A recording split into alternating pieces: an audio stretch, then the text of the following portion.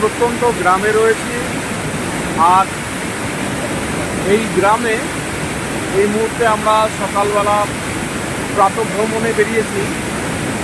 আর সেই প্রাতঃভ্রমণে বেরিয়ে দেখা মিলল এরকম অপূর্ব একটি ঝর্ণার। দেখুন, যথেষ্ট বৃহৎ আকারের এই ঝর্ণাটি ও আপন গতিতে ঝরে পড়েছে প্রবল ধারায়। আপনারা দেখতে পাচ্ছেন সেই দৃশ্য। দেখুন কি জলোচ্ছ্বাস, একদম দুধেল রঙের এই ঝর্ণাটি কি প্রবল বেগে নিচের দিকে নদীতে মেলার উদ্দেশ্যে বয়ে চলেছে বা ঝরে পড়ছে।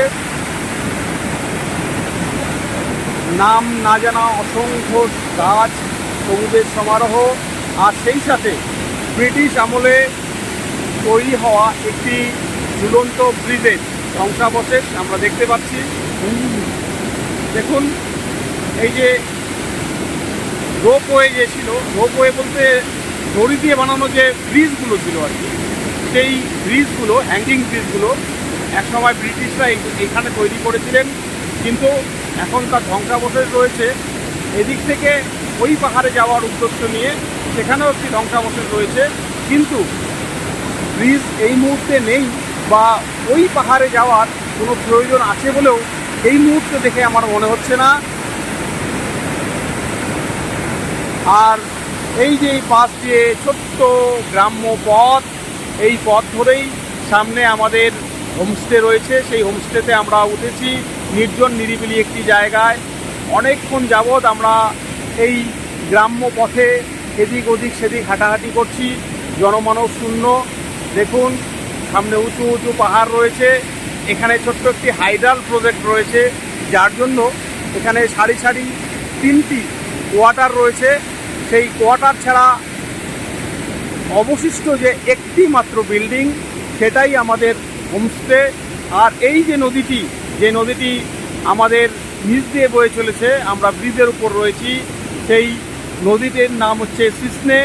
আর এই সিসনে নদীর নাম অনুসারেই আমাদের যে হোমস্টে, সেটির নামকরণ করা হয়েছে সিসনে রিভার রিট্রিট।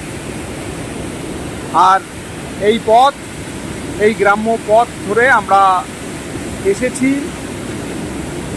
আমার সফরসঙ্গী সামনে রয়েছেন, তিনি এই প্রাকৃতিক শোভাকে ক্যামেরা বন্দি করতে ব্যস্ত, আমাদের প্রিয় ধৃতিমান সরকার শিল্পদা।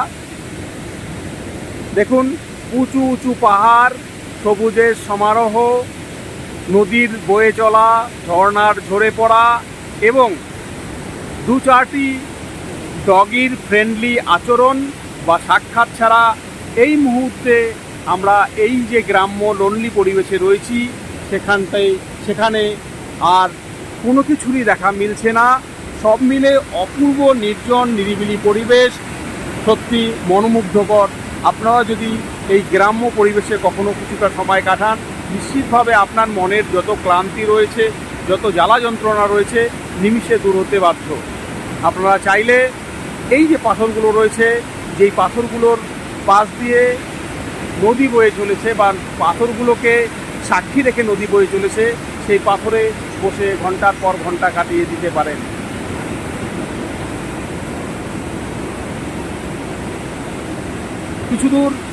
কিছুটা পাশ দিয়েই বয়ে চলেছে একটি ন্যাশনাল হাইওয়ে, কিন্তু সেই ন্যাশনাল হাইওয়েতে যানবাহন খুব একটা চলাচল করে না। অনেকক্ষণ বাদে বাদে একটি দুটি গাড়ি, ছোটো ছোটো যে গাড়িগুলো, সেগুলো দেখা সাক্ষাৎ মেলে এবং এদিক দিয়েই যাওয়া যায় সিল্ক রুট বা জিগজাগ রোড বা জুলুক, এবং সেখান থেকে ওল্ড বাবা টেম্পল থেকে শুরু করে 0 পয়েন্ট সমস্ত যে টুরিস্ট স্পটগুলো রয়েছে সেদিকে যাওয়া যায়।